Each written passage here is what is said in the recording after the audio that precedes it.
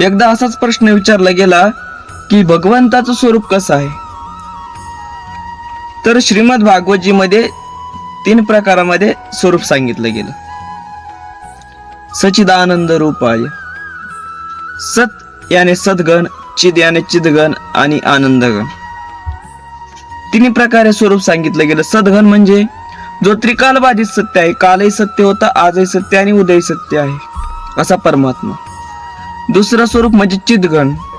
चिदगण म्हणजे स्वयंप्रकाशित, त्याला कोणाच्याही प्रकाशाची गरज नाही असा परमात्मा. आणि तिसरं स्वरूप म्हणजे आनंदगण.